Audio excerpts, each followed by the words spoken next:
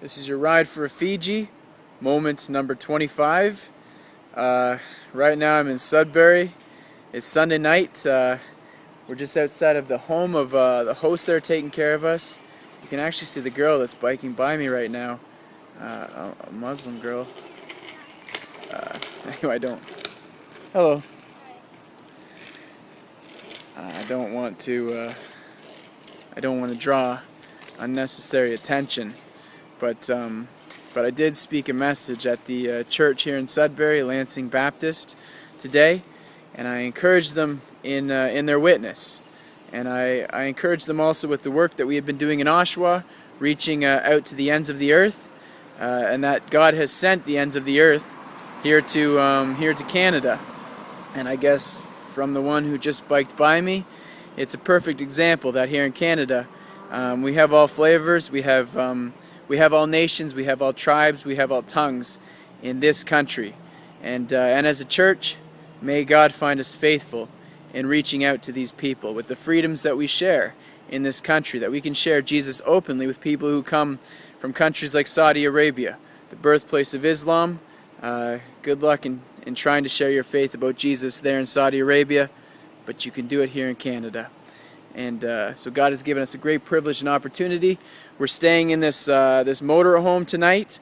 Sarah's in there right now doing some final work, and Lukamai is trying to go to sleep, but having a lot of trouble. He's losing heart. He doesn't want to go to sleep these days, but he's a kid. He's a little baby, and so the boy needs to. That's why we're his parents. We know better. I probably gave my parents plenty of trouble when they tried to put me to sleep. There's my bike on the back of the van there. I'm going to try to keep this one informal and brief. This has been a bit of a go. This Ride4Rufiji has been so encouraging. All the groups we've got to speak to, and we're already halfway past halfway in our trip across Canada, and so making great progress. And soon we're going to be back in Port Perry. We're going to be at Port Perry Baptist Church to meet all of our friends and fellow people from the church at Calvary in Oshawa, to have a big party at our house this Wednesday, July 3rd at 7 p.m. I think it is. And I have to thank my mom right here, because she has been such a great part in this Ride4Rufiji. We were just at a host home last night on the other end of Sudbury, and we saw a note that my mom sends out to all the people who host us, just explaining that I guess we have no dietary restrictions. I like to have a hot bath when I get there. I don't know, maybe I like red Skittles, so take all the Skittles, separate the red ones, and give it to us, because we're so particular that way. It's like a rider. We're like the Rolling Stones or something, and you got to get it just perfect. But no, my mom has been great in this. I didn't even know that she was sending all those letters out to the host homes. So I've got to thank my mom for how much she has helped Sarah and I.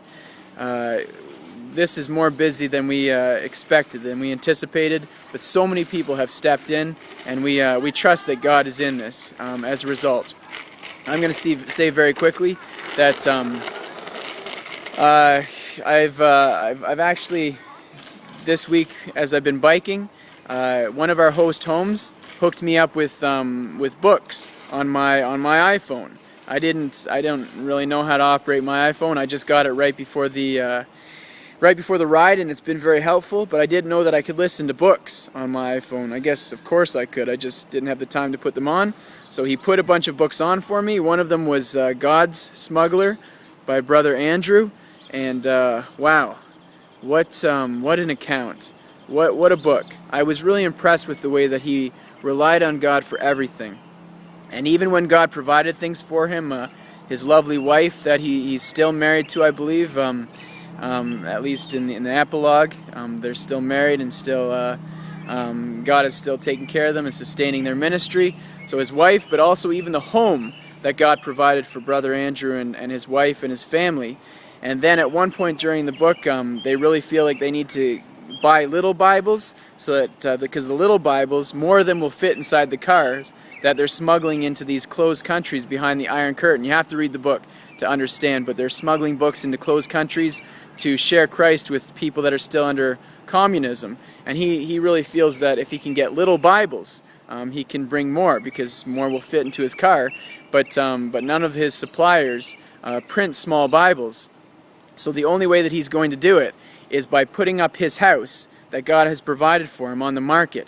Him and his wife love the house that God has provided. They have a garden in the back. They're good Dutch people, good Dutch folk, just like my wife and her family.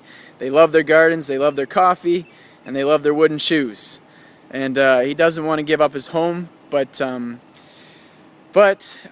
he understands that everything God has given him is not his, that God has just given him what he has on a temporary basis, and he has to always be ready to offer up everything that God has given him back to God. The same way that God called from Abraham for his only son Isaac, to sacrifice Isaac. But just like that story, God didn't actually take away Brother Andrew's home. He just wanted to see if if God's servant Brother Andrew was willing to offer up his home. And when he did, money came from a different source, and they were able to print these little Bibles and smuggle more to the believers behind the Iron Curtain in communist countries, just like God spared Isaac. And I was reading back a little bit in Matthew 8 when it says the cost of following Christ, at least in my Bible, when one of the teachers of the law, they come to Jesus and they say, I want to follow you, I want to be part of your company, I want to take me as one of your disciples.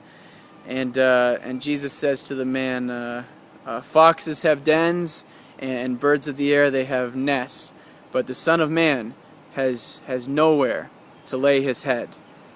And so I believe that we need to consider that, and maybe that's just for Sarah and I, that we need to consider that in our following of Jesus and in our moving to the Rufiji.